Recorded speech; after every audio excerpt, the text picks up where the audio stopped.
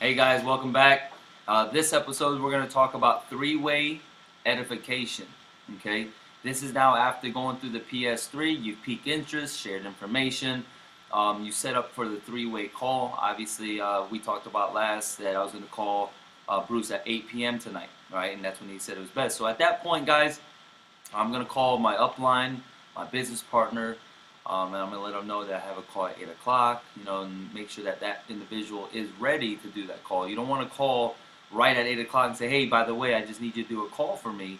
Let them know a few minutes so they can make themselves available. If they're not available, you want to set yourself up to have someone else available for you. So when you do the three-way call process, you want to make sure you have multiple numbers, more than two or three, right? Just in case someone's not available.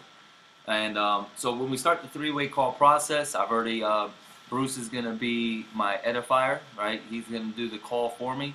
My prospect is going to be James. So we're going to walk you through this process and show you how a proper edification works, right? And this is where it's going to make you a lot of money if you really perfect this, right? And you just build this skill set here, okay? So first things first, I've already told Bruce that the call is coming up in 10 minutes. I've kind of given him a little background about my prospect, how I know him, whatever the case may be. So Bruce is going to be ready. So what I'm going to do is I'm going to call James. James, hey, you there? Yeah, I'm here, Bobby. I can hear you. Hey, what's going on, man? Hey, like I said, I was in a rush earlier today, but glad we're able to connect. You have a few minutes, right? Yeah, absolutely. I got a few minutes. All right, perfect, man. So look, I know you said that you're working over here. You're not liking your job much. You're looking for some change, looking to make some extra income. But look, man, I actually spoke to one of my business partners. Man, this guy's very, very busy, right? And he was able to take like 10 minutes out of his busy schedule to get on the call because I wanted you to hear it the same way I heard it. Sound good? Sounds great. Yeah. All right, hold on one second. Let me bring him in. Hey, Bruce, you there? Yes. James, can you hear us? Yeah, I can hear you guys. All right, perfect. Hey, James, really quick. This is my good friend. His name is Bruce Lee Rochester. He's actually a regional vice president in this company, right, that we partnered up with.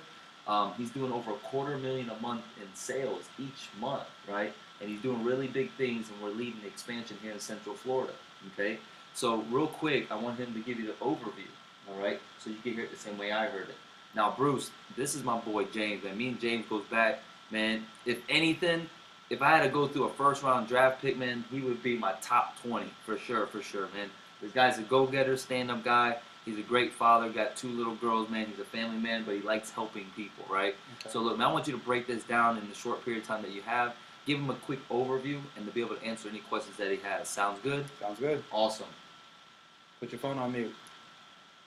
So, guys, right there is a great three-way call leading to edification. See, what I've done here is, number one, see, James trusts me but doesn't know Bruce, right? So because he trusts me, I spoke highly of Bruce. Right. So how does that make James feel? Well, man, if Bobby's my boy and he feels this way about Bruce, man, and he's doing big things, I want to hear what he has to say, right? Now what I did back from Bruce edifying James, I edify my prospect, all right? And it doesn't matter if it's a good friend, if it's just anyone, you still want to build their ego up, right? You want to stroke the ego but be genuine, okay?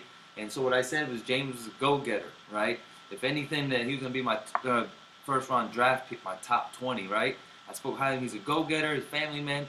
So I built him up as well to make him feel good because what that does for the prospect, it brings his guard down, right? So now when I bring that call together, it's a perfect marriage. It's like I want to hear what he has to say, and I respect who I'm talking to, right? Rather than, hey, James, this is Bruce. Bruce, James, can you just take it over? And there's no edification, guys. Now Bruce has to work 10 times harder to get James to like him, to even want to listen to him. Does that make sense, guys? Absolutely. Right?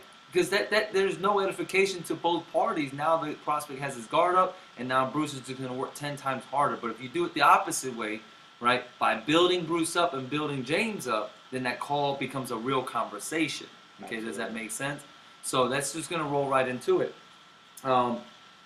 Three-way calls, guys, is very important because why? It allows the prospect. I want you to really think about this psychologically. This allows the prospect to feel that they could do exactly what you just did. Right? Because when Bruce gets done with the call with James, the very last thing he's going to say is, hey, James, could you do what Bobby just did? And James is going to say, well, he didn't really do anything. He just got me on the phone with you. Yep. And he say, exactly. That's the system that we've created that now everybody can do it. You could do that, right? And there it goes. It goes into a very simple close, right? And that's what Bruce is going to talk about here on the next episode. So, guys, we'll see you there. Thank you so much. Peace.